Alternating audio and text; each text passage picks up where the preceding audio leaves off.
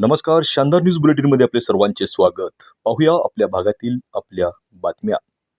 नुकत्याच झालेल्या उदगाव येथील जामा मस्जिद ट्रस्टच्या निवडणुकीमध्ये मस्जिद विकास पॅनलच्या 11 उमेदवारांनी दणदणीत विजय मिळवला आहे.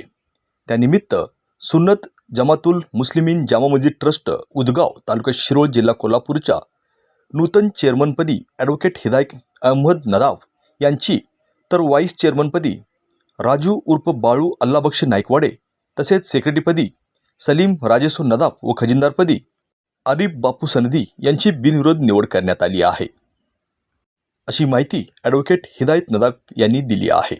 ब्युरो रिपोर्ट, शानदार न्यूज, उदगाव.